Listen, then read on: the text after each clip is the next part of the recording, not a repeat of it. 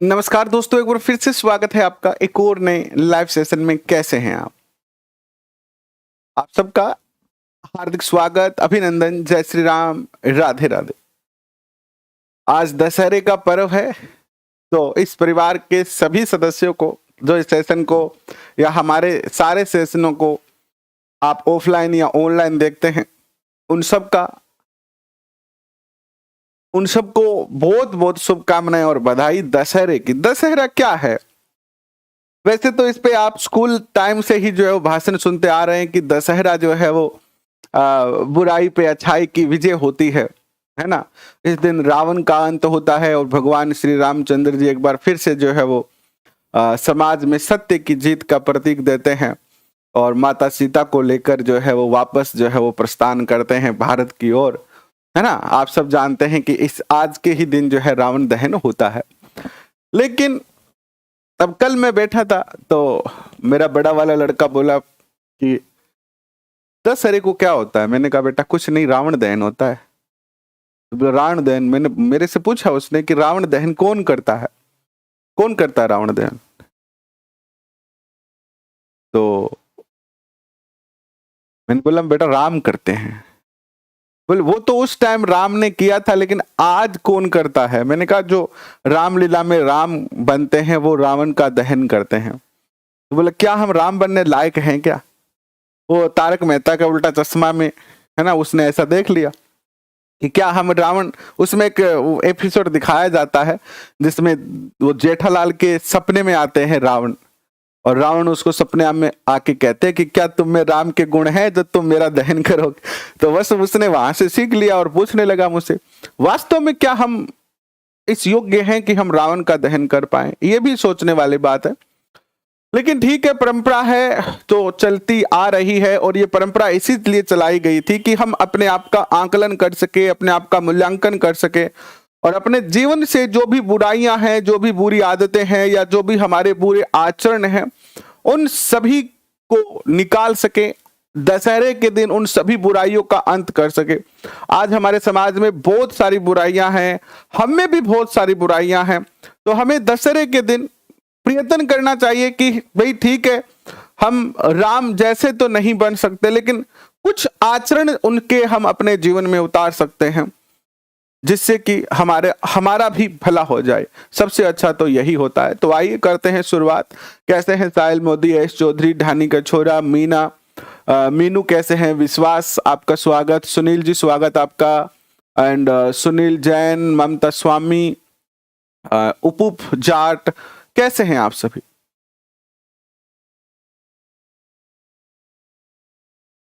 देखो रावण और राम जो है ये वहां तो दर्शाए गए हैं। हर व्यक्ति के अंदर राम भी है, और हर व्यक्ति के अंदर या हर हर मानव के अंदर राम और रावण दोनों का ही वास होता है। रावण नाम है बुराइयों का, रावण नाम है हमारी जो लिप्सा है, लालसा है, लालच है, हमें जो बुराइयां हैं वो ही रावण है, और राम नाम है अच्छाई का। ठीक है, तो आइए अपन तो अपने सेशन पे चलते हैं। अभी हमारा टारगेट जो है वो रीट मुख्य परीक्षा को क्रैक करना है, और उसके लिए हम चर्चा कर रहे हैं राजस्थान के प्रमुख राजवंश, जिसमें ये टॉपिक चल रहा है गुहिल वंश का। और गुहिल वंश में हमने जो है लास्ट सेशन में मोक्कल तक का अध्ययन कर लिया है, तो आज मोक्कल से आगे चलते हैं। और आज मैं यूट्यूब पे एनालाइज कर रहा था कि अपने सेशन राजस्थान में कहां कहां देखते हैं, तो 80% बच्चे जयपुर के, ठीक है, जयपुर में ही सबसे ज्यादा अपना चैनल जो है देखा जाता है। जयपुर के अंदर 80% बच्चे जो है वो राजस्थान एग्जाम मंत्रा को, यानी हमारे चैनल पे जितने भी बच्चे सेशन देखते हैं उन बच्चों में से 80% बच्चे कहाँ के हैं? जयपुर के हैं। तो थोड़ा सा आप अपने प्यार को हमारे प्रति जाहिर करिए, और राजस्थान के बाकी क्षेत्रों में भी तो इसको शेयर करिए ना। तो कर दीजिए एक बार सारे बच्चे शेयर, और शुरुआत करते हैं आज के टॉपिक की। देखिए, गुहिल वंश की हम चर्चा कर रहे हैं, और ये 8 नंबर सेशन है। इससे पहले हम चौहान वंश जो है वो पूरा कर चुके हैं, और गुहिल वंश के अंदर भी हमने जो है वो मोक्कल तक पढ़ लिया है। और हमने लास्ट सेशन में पढ़ा कि चाचा मेरा एंड महपा पवार, इन तीनों ने मिलकर क्या किया? इन तीनों ने मिलकर जो है वो राणा मोक्कल की क्या कर दी है, हत्या कर दी है। किसकी हत्या कर दी है, राणा मोक्कल की इन्होंने क्या कर दी, हत्या कर दी है। लेकिन और ये तीनों यहां से भाग जाते हैं। इनके बाद राणा मोक्कल के पुत्र है राणा कुंभा। राणा मोक्कल के पुत्र हैं राणा कुंभा, वो क्या बनते हैं, यहाँ के शासक बनते हैं। कहाँ के, मेवाड़ के शासक बनते हैं। तो कुंभा के बारे में देखिएगा जरा, आज सारा डाटा लिखा हुआ नहीं है, थोड़ा ही डाटा लिखा हुआ है, तो हमें यहीं पे लिखना पड़ेगा, ठीक है। तो राणा कुंभा का जो शासन काल है वो 1433 से लेकर और 1468 तक का ही इनका शासन काल है। तो बहुत बड़ा शासन काल नहीं है, मात्र 35 वर्ष का शासन काल है। लेकिन इस 35 वर्षों में इन्होंने 32 दुर्गों का जो है वो निर्माण करवा दिया था। 84 में से 32 दुर्गों का इन्होंने क्या करवा दिया था, निर्माण करवा दिया था 32 वर्ष के शासन काल में। कुंभा का जो काल है वो संगीत कला, चित्रकला, साहित्य, स्थापत्य कला, इन सभी कलाओं के लिए भी बेहतरीन रहा। मेवाड़ के इतिहास में कुंभा का जो शासन काल है, यानी कुंभा जो है, कुंभा, राणा सांगा और महाराणा प्रताप, ये तीन शासक जो है वो सबसे ज्यादा महत्वपूर्ण है। और लगभग जो क्वेश्चन पूछे जाते रहे हैं इनसे पूछे जाते रहे। इनके अलावा भी शासक है, जैसे हमीर देव से भी क्वेश्चन पूछे जाते हैं, लेकिन इन शासकों को हमें और ज्यादा विस्तार से जो है वो पढ़ना पड़ेगा, ठीक है। तो आइए कुंभा के बारे में अपन जो है वो चर्चा शुरू करते हैं। देखिए, इनके जो पिता थे वो थे मोक्कल और माता का नाम था सौभाग्य देवी। ये परमार वंश की थी, ठीक है, परमार थी, ये परमार वंश की थी। और इनके जो संरक्षक थे वो रणमल थे। कल हमने पढ़ा था कि हंसाबाई का जो भाई था वो रणमल जो है वो पहले तो मोक्कल का संरक्षक बन के रहता है और मोक्कल की मृत्यु के बाद ये किसका संरक्षक बन जाता है, कुंभा का भी संरक्षक बन जाता है। लेकिन मोक्कल की मृत्यु के बाद जो रणमल है ये थोड़ी सी बेईमानी करने लगता है, यानी ये मेवाड़ पर अपना अधिकार स्थापित करने का प्रयत्न करने लगता है। और हालांकि शुरुआत में रणमल ने जो है वो कुंभा का भी सहयोग किया और कुंभा ने अपने पिता के हत्यारे चाचा मेरा और जो महपा पवार है उनसे बदला लिया। किसकी सहायता से, रणमल की सहायता से। लेकिन रणमल का जो प्रभाव है वो मेवाड़ में बढ़ता जा रहा था और इसने क्या किया, चूंडा का जो भाई था राघव देव, क्या नाम है, राघव देव, चूंडा का भाई था, राणा चूंडा का भाई था राघव देव, जो कि मेवाड़ के जो सामंत थे उनका एक तरीके से सरदार था। तो इस राघन देव की जो है इसने क्या करवा दी थी, हत्या करवा दी थी। किसने, रणमल ने क्या कर दी थी, राघन देव की जो है वो हत्या करवा दी। अब इस बात का पता जब हंसाबाई को चला तो हंसाबाई समझ गई कि अब जो रणमल है, यानी हंसाबाई का भाई था रणमल, कि अब भाई जो है वो काम को कुंद रहे हो, अगर अब आपा भाई ने सल्टायो तो ओ फिर के बन जाओ, मामा शकुनी बन जाएगा। तो चूंकि रणमल मेवाड़ पर भी अपना साम्राज्य स्थापित करना चाहता था और हंसाबाई ने क्या किया, हंसाबाई ने चूंडा को वापस बुलाया, यानी चूंडा को तो क्या बना दिया, राणा चूंडा को तो बना दिया कुंभा का संरक्षक, और भारमली की सहायता से जो है वो मरवा दिया किसको, रणमल को, ठीक है। और रणमल का ही बेटा जो था वो कौन था, जोधा था। ये भी कहां पे रहता था, मेवाड़ में ही रहता था।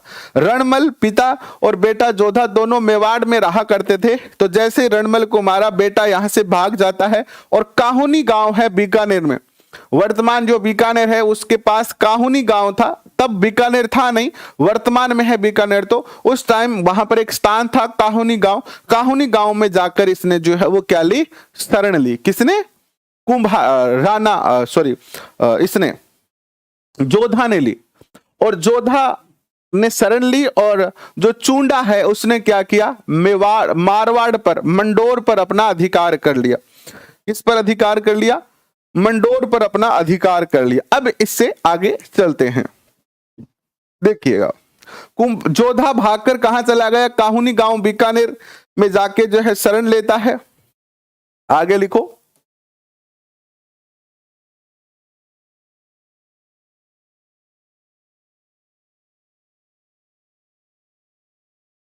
राणा चुंडा ने मंडोर पर अधिकार कर लिया। राणा चुंडा ने क्या किया? मंडोर पर अधिकार कर लिया।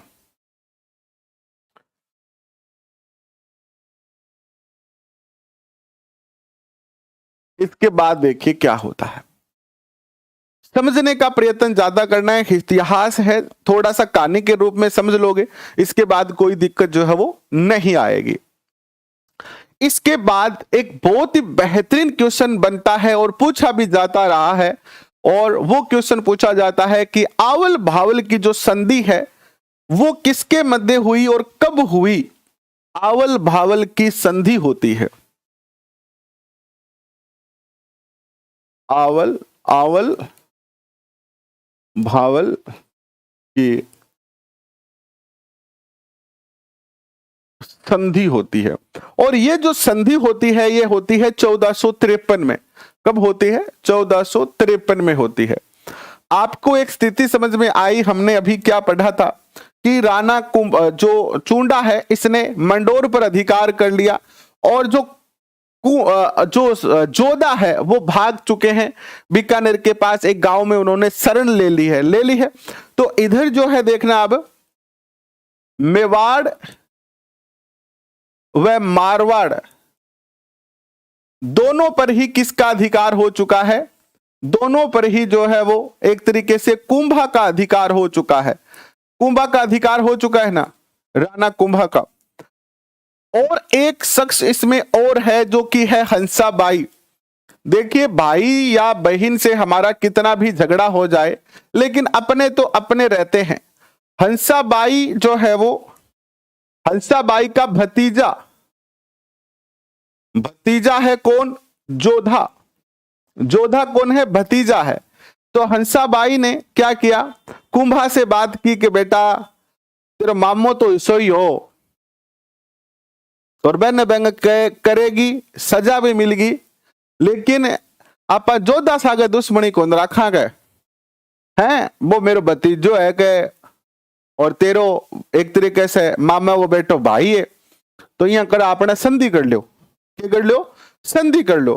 तो हंसाबाई के द्वारा ये संधि जो है वो करवाई जाती है। इसे आवल भावल की संधि कहा जाता है। और इस संधि के तहत क्या होता है? इस संधि के तहत क्या होता है विद्वान साथियों?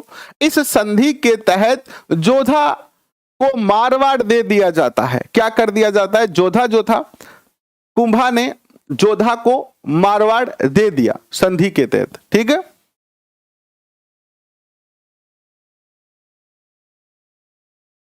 संधि के तहत कुंभा ने जोधा को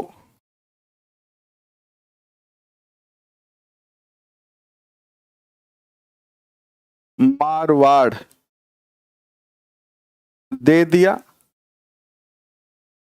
और सोजत नामक स्थान है पाली में, सोजत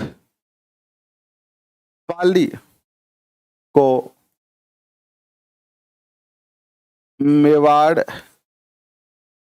मारवाड़ की सीमा बनाया। ठीक है, कि मेवाड़ से पाली, सोजत से इधर वाला मेवाड़ तुम्हारा होगा, और इधर सोजत से इधर वाला जो भाग होगा वो मेरा होगा। ठीक है, यहां तक किसी को कोई दिक्कत? इसके अलावा और क्या हुआ? जोधा का विवाह, जोधा की एक पुत्री थी, जोधा की पुत्री थी जिसका नाम क्या था बताओ? जोधा की एक पुत्री थी,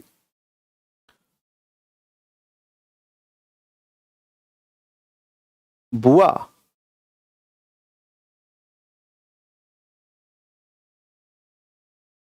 अब देखिए इसके आगे देखते हैं।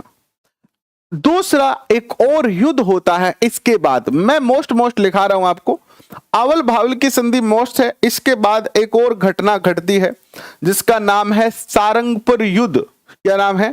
सारंगपुर युद्ध।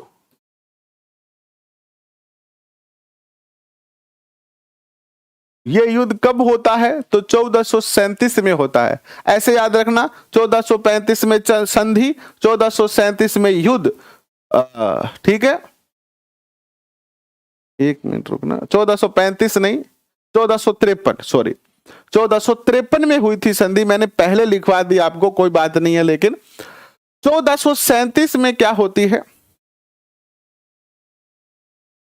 1437 के अंदर एक युद्ध होता है जिसका नाम है सारंगपुर का युद्ध। और यह जो युद्ध होता है वो किसके मध्य होता है? कुंभा और महमूद खिलजी, जो कि मालवा के शासक थे। इससे पहले वाले सेशन में हमने पढ़ा था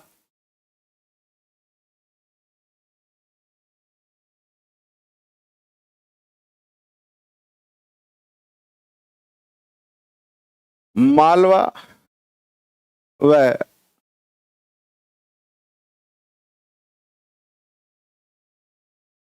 कुंभा। ठीक है, इससे पहले अगर आपको मोकल वाली बात याद आ रही है तो मोकल ने क्या किया था?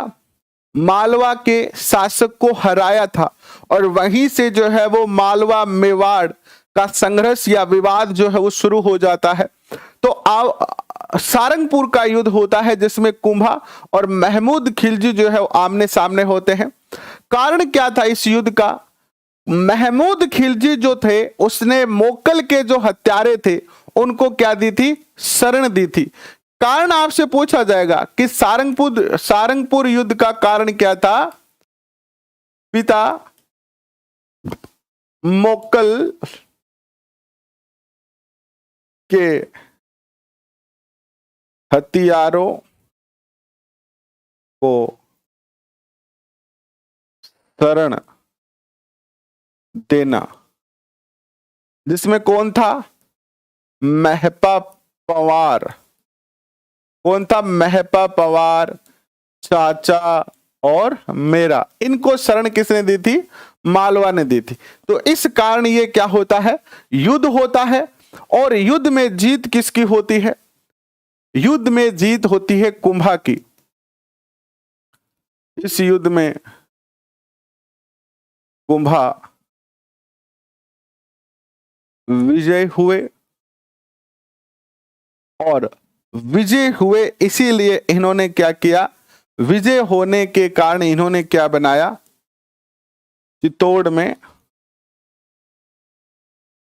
चित्तौड़गढ़ में विजय स्तंभ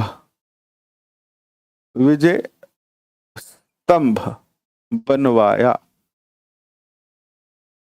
विजय स्तंभ बनवाया। तो क्वेश्चन पूछा जाता है कि किस युद्ध की उपलक्ष्य में, हाँ, 6 माह तक महमूद खिलजी को बंदी रखा बना के, लेकिन बाद में उनको छोड़ दिया था बाद में उनको।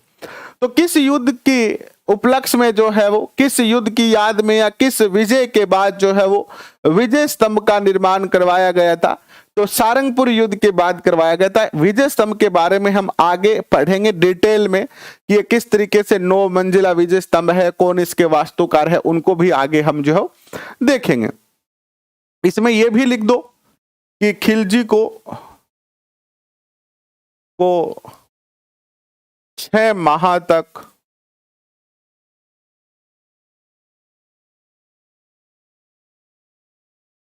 बंदी बना के रखा।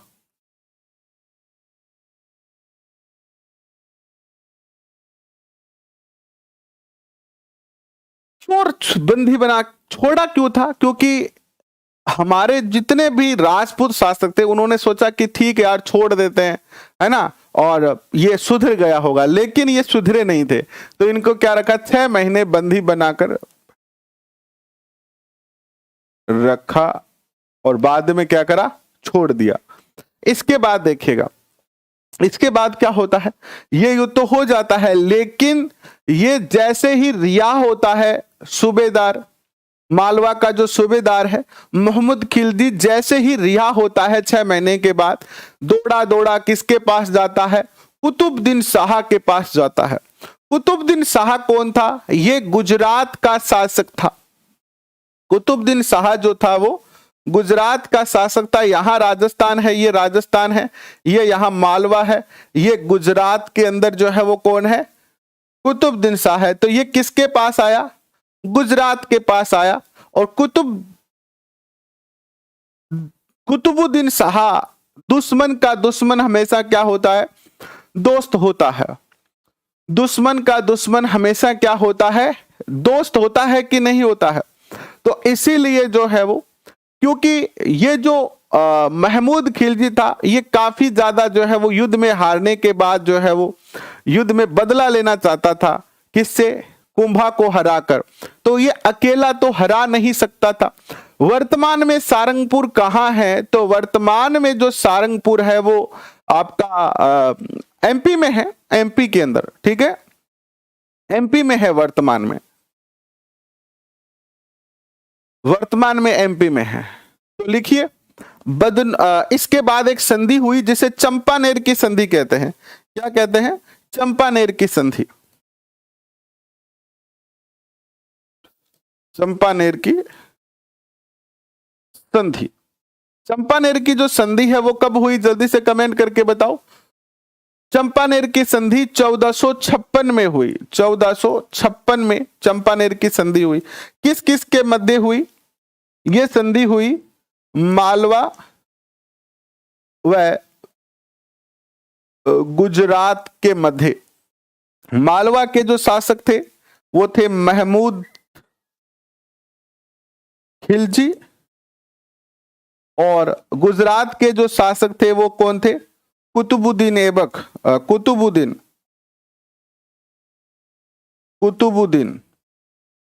कुतुबुद्दीन जो थे वो कहां के शासक थे? कुतुबुद्दीन शाह। कुतुबुद्दीन शाह जो है वो गुजरात के शासक थे। और इन दोनों के मध्य संधि होती है, और संधि का जो उद्देश्य होता है वो क्या होता है? संधि का उद्देश्य क्या होता है? मालवा गुजरात के संयुक्त सेना कुंभा को हराए। कि हम दोनों दोस्त मिलते हैं और दोस्त बनकर एक साथ अपनी सेना लेके जाते हैं और किसको हराते हैं? कुंभा को हराते हैं, उसको सबक सिखाते हैं। लेकिन ऐसा नहीं हो पाया। 1456 में संधि होती है और 1457 में एक युद्ध होता है, बदनौर का युद्ध। कौन सा युद्ध होता है? बदनौर का युद्ध, ठीक है, याद रखना, बदनौर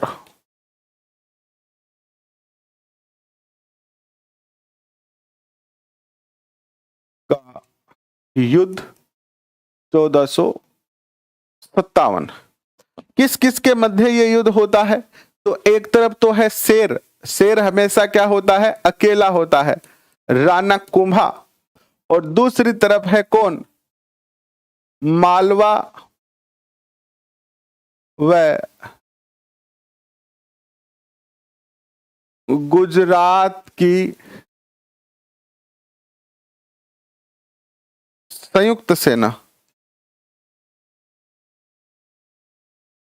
संयुक्त सेना है। कौन है मालवा के अंदर? कुतुब लिखने की जरूरत है क्या? मालवा का शासक कौन है? पता है आपको? मालवा का तो शासक था यहां पर महमूद खिलजी, और ये गुजरात का जो शासक था वो था कुतुबुद्दीन शाह। बट होता क्या है?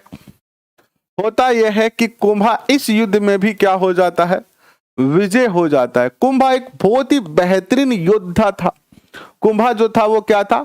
बेहतरीन योद्धा था, और उसने गुजरात और मालवा की संयुक्त सेना को भी क्या करा? हरा दिया। इसी समय जो है वो कुंभा ने सिरोही के अंदर एक शासक थे सहसमल देवड़ा, इनको भी हराया था। सिरोही के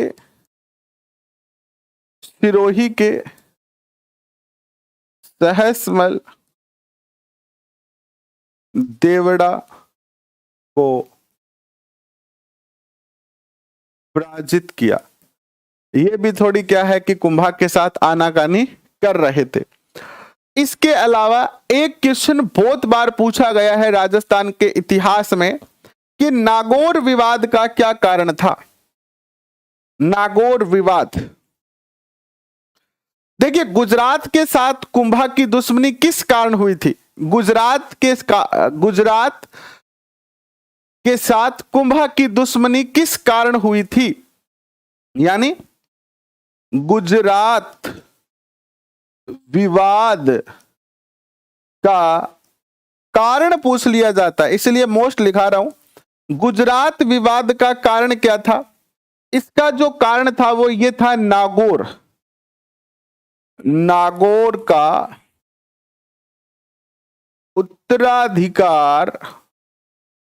उत्तराधिकारी विवाद। नागौर के अंदर मुस्लिम शासक थे और जैसे ही पिता की मृत्यु हो जाती है तो भाई थे दो, मुजाहिद और शम्स खां। कौन थे, दो भाई हैं, मुजाहिद और दूसरे का नाम है शम्स खान। क्या नाम है, शम्स खान। शम्स खान, दोनों के अंदर क्या हो जाता है, उत्तराधिकार का विवाद हो जाता है दोनों भाइयों में। इसने कहा मैं शासक बनूंगा, इसने कहा मैं शासक बनूंगा। और यहां पर कुंभा ने क्या करा कि शम्स खान जो है इसकी सहायता की और कुंभा के सहयोग से, कुंभा की सहायता से शासक बन जाता है। शासक बना कौन, ये शम्स खान जो है वो कुंभा की सहायता से क्या बन जाता है, शासक बन जाता है। और ये मुजाहिद जो है, मुजाहिद ये कहां चला जाता है, गुजरात की शरण में चला जाता है। ठीक है, और इसकी तरफ से जो है वो फिर कौन लड़ता है, गुजरात का शासक कुतुबुद्दीन शाह। इसीलिए गुजरात विवाद का जो कारण बनता है वो नागौर का उत्तराधिकार का जो युद्ध है वो बनता है। तो हमेशा ध्यान रखना, जब भी कोई दो लड़ रहे हो, कोई भी दो लड़ रहे हो, दो भाई लड़े है ना, दो बहनें लड़े, दो दोस्त लड़े, तो बीच में मत पड़ना, क्योंकि बीच में पड़ोगे तो वो आपस में तो लड़ना छोड़ देंगे और तुम्हें पीट डालेंगे, तो तुम्हारे लिए ये ठीक नहीं है ना। ठीक है, इसके बाद देखिए, इसके बाद जो कुंभा के काल का प्रमुख घटनाक्रम है उसकी चर्चा करते हैं। तो बस कुंभा की यही प्रमुख जो है वो घटनाएं हैं युद्ध के क्षेत्र में। इसके बाद हमें उनकी सांस्कृतिक उपलब्धियां पढ़नी है। तो सबसे पहले चर्चा करते हैं हम कुंभा के काल की स्थापत्य कला की। स्थापत्य कला,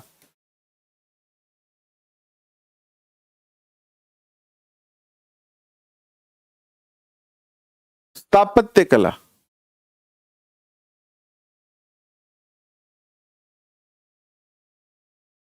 स्थापत्य कला में बात करें, हालांकि कुंभा की बहुत सारी उपाधियां हैं, उनकी भी हम चर्चा करेंगे कि कुंभा के पास कौन कौन सी उपाधियां थी। स्थापत्य कला की बात करें तो कुंभा जो है वो स्थापत्य कला के जनक माने जाते हैं। कुंभा जो है वो स्थापत्य कला के जनक माने जाते हैं, तो लिख दो।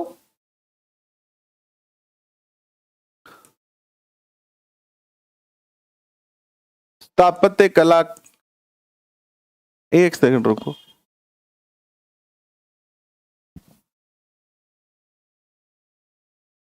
स्थापत्य कला, पोल बहुत आ रहे, स्थापत्य कला के जनक।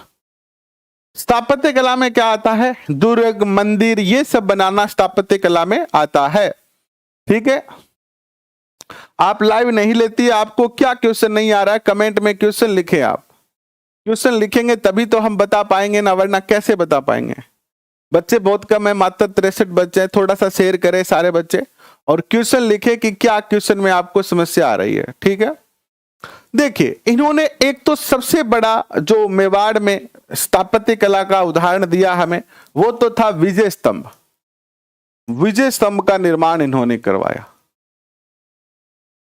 विजय स्तंभ का निर्माण जो है वो इन्होंने करवाया। किसने, महाराणा कुंभा ने विजय स्तंभ का जो है वो इन्होंने क्या करवाया था, निर्माण करवाया। विजय स्तंभ जो है वो क्या है, 9 मंजिला है। 9 मंजिला है विजय स्तंभ, याद रखना है आपको, 9 मंजिलें बनी हुई है इसकी, इस प्रकार बना हुआ है विजय स्तंभ।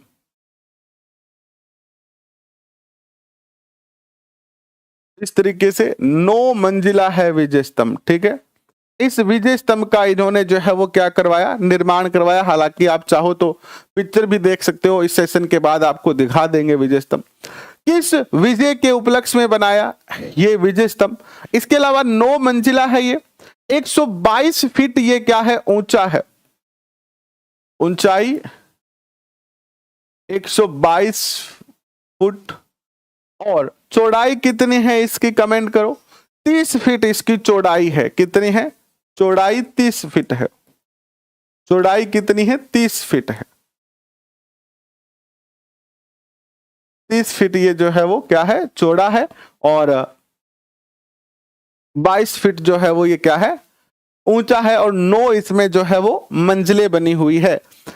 इस विजय स्तंभ को कीर्ति स्तंभ भी कहा जाता है। हालांकि कीर्ति स्तंभ अलग है ना, वो जैन कीर्ति स्तंभ है, तो इसे कीर्ति स्तंभ भी कहा जाता है। हिंदू मूर्ति कला का इसे क्या कहा जाता है, हिंदू मूर्ति कला का इसे अजायब घर कहा जाता है। तो मूर्तियों का अजायब घर, मूर्तियों का अजायब घर।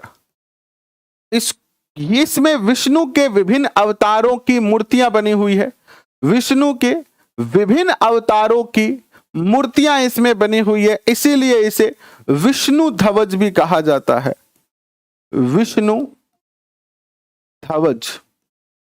इसके अलावा इसको जो है वो गरुड़ ध्वज भी कहा जाता है, गरुड़ ध्वज भी इसको जो है वो कहा जाता है। इसके अलावा इसको और किस नाम से जाना जाता है, बस इतने नाम बहुत है। भारतीय मूर्ति कला का विश्व कोश भी इसको कहते हैं, भारतीय मूर्ति कला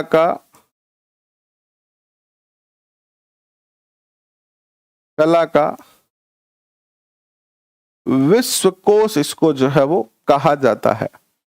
इसके जो इस स्तंभ के जो वास्तुकार थे, बहुत बार पूछा गया है, ठीक है, बहुत बार पूछा गया है वास्तुकार कौन थे।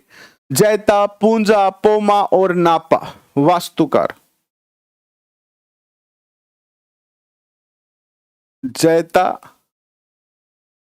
पूंजा, नापा और पोमा, ये इसके वास्तुकार थे।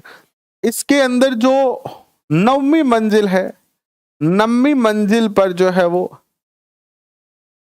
आकाशीय बिजली गिर गई थी।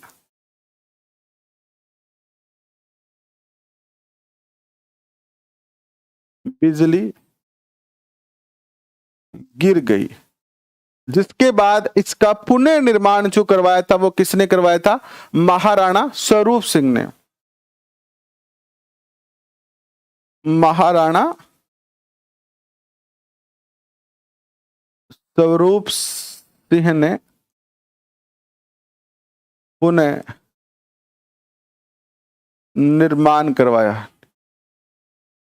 इसके अलावा इसकी जो तीसरी मंजिल है, तीसरी मंजिल पर 9 बार क्या लिखा है, कमेंट करके बताओ। अरबी भाषा में, अरबी भाषा में अल्लाह लिखा है। यह भी बाद में लिखाया गया था, जब औरंगजेब का शासनकाल था ना, तब लिखाया गया था, क्योंकि औरंगजेब ने सभी हिंदू मूर्ति मंदिरों को तोड़ने का आदेश दे दिया था, तो वो विजय स्तंभ को ना तोड़ दे, इसीलिए इन्होंने अल्लाह नाम लिखा दिया। और अल्लाह नाम लिखाने के कारण जब वो तोड़ने आए तो उन्होंने अल्लाह नाम देखकर इसको नहीं तोड़ा। इसकी जो 8वीं मंजिल है उस पे कोई मूर्ति नहीं है, ठीक है, कहां लिखे, 8वीं मंजिल पे लिख दो यहां पर, 8वीं जो मंजिल है इस पे कोई भी मूर्ति जो है वो, मंजिल पर कोई मूर्ति नहीं है, कोई भी मूर्ति जो है वो नहीं बनी है, नहीं, 8वीं मंजिल पे कोई मूर्ति जो है वो नहीं बनी हुई है। इसके बाद अगर बात करते हैं तो कीर्ति स्तंभ जो यहां पर प्रशस्ति लिखी गई है वो किसने लिखी थी? कीर्ति स्तंभ प्रशस्ति के लेखक कौन थे? तो लिखना अत्रि और महेश कीर्ति स्तंभ प्रशस्ति के लेखक हैं। बहुत बार पूछा गया है।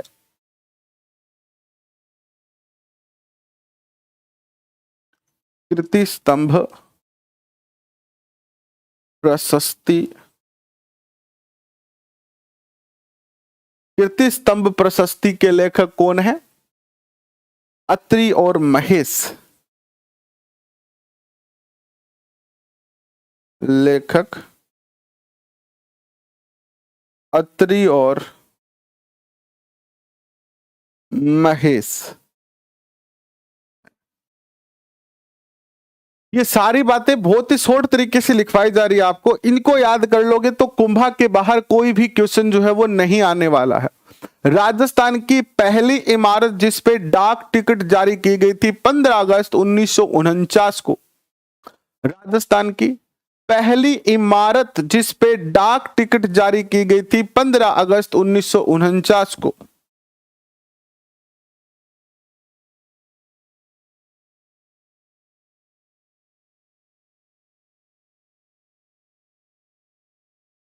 राजस्थान की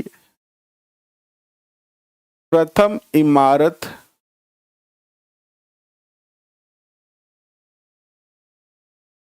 जिस पर 15 अगस्त 1949 को डाक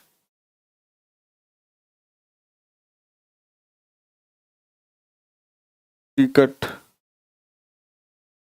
जारी की गई। ये पहली राजस्थान की 1949 में की गई थी, आजादी के 2 साल बाद में। तो ये राजस्थान की पहली इमारत बन गई। इस विजय स्तंभ को पुलिस ने, राजस्थान माध्यमिक शिक्षा बोर्ड ने क्या बनाया है? अपना प्रतीक चिन्ह बनाया है। राजस्थान पुलिस और राजस्थान माध्यमिक शिक्षा बोर्ड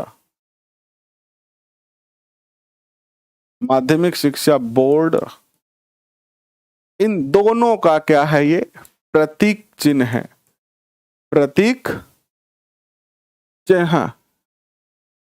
ठीक है।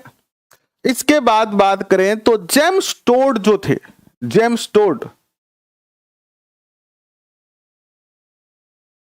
बताइए मोनिका जी क्या गलत बताया है? जो चीज गलत बताइए उसको सही करेंगे। आप बताएं, हमसे अगर कहीं कोई गलती हुई है तो हम उसको सही करेंगे। बताएं मोनिका जी, कोई बात नहीं है, गलती हो सकती है, आप बताएं। बिल्कुल, अभिनव भारत जो है वीर सावरकर का संगठन, उसका भी ये क्या था? प्रतीक चिन्ह था। अभिनव भारत, ये आपने बहुत अच्छी बात बताई है। अभिनव भारत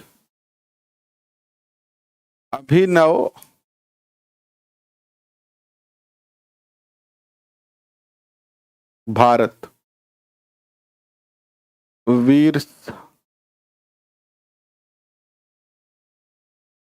का संगठन था, इसका भी ये क्या था? प्रतीक चिन्ह था। बताएं मोनिका जी।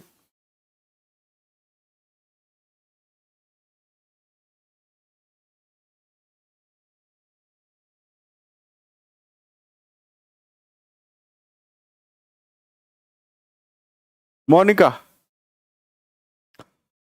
कर्नल जेम्स टोड ने इससे जो है वो क्या कहा? कुतुब मीनार जो है इससे इसकी तुलना की, और फर्ग्यूसन ने इसकी तुलना की किससे? रोम के कौन से टावर से की थी? बताओ कमेंट करके जल्दी से, कौन से टावर से की थी? टार्जन टावर से, टार्जन टावर से की थी। तो लिख दो कर्नल जेम्स टोड ने, ऐसे लिख दो तुलना, तुलना।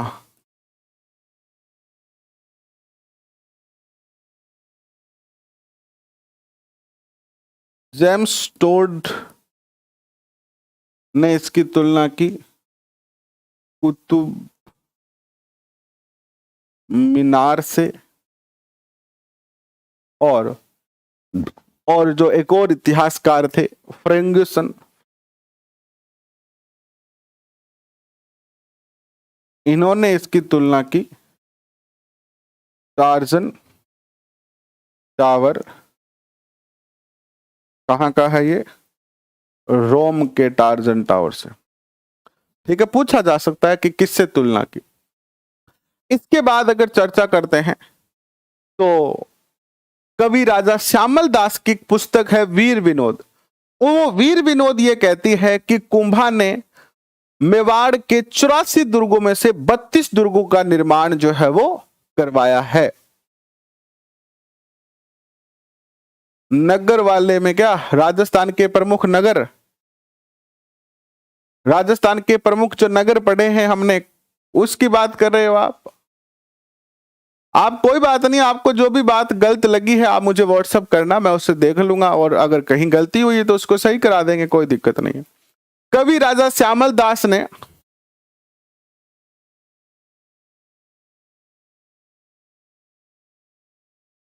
कवि राजा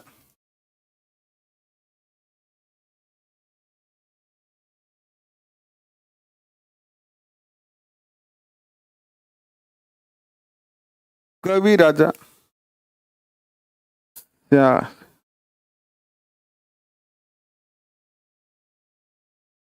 श्यामल दास ने पुस्तक वीर विनोद में बताया कि मेवाड़ के 84 दुर्गों में से 32 का निर्माण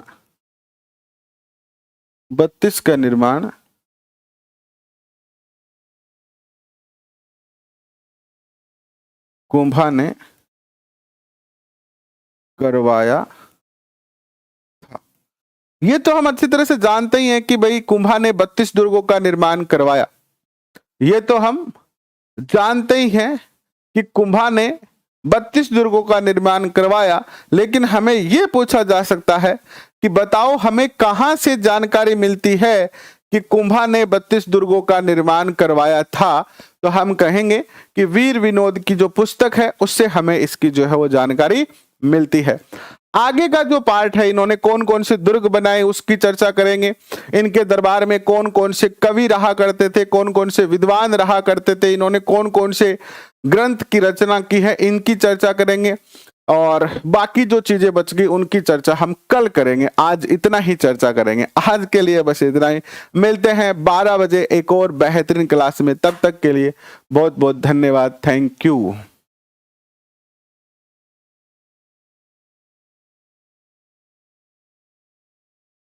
महावीर जी का मंदिर, महावीर स्वामी देख लेंगे, वो भी देख देंगे, महावीर स्वामी का मंदिर। अगर देखो ऐसा है कि हो सकता है कि कोई टाइपिंग में गलती हो जाए मुझसे, तो कोई दिक्कत नहीं है, आप वो चीज जो है हमें व्हाट्सएप पे भेज दिया करें, हम उस चीज को फिर से देख लेंगे, और कहीं अगर कोई गलती होगी तो उसको ठीक करवा दिया जाएगा। ठीक है, अगर कहीं पर भी कोई गलती है तो इसको क्या करवा दिया जाएगा, ठीक करवा दिया जाएगा। हो सकता है, हालांकि पूर्ण रूप से प्रयत्न किया जाता है कि किसी प्रकार की कोई गलती ना हो, फिर भी अगर कोई रह जाए तो आप भेजें, हम उसको ठीक करवाने का प्रयत्न करें। अभी के लिए इतना ही, बहुत बहुत धन्यवाद, थैंक यू। और एक बार फिर से दशहरे की आपको बहुत बहुत शुभकामनाएं।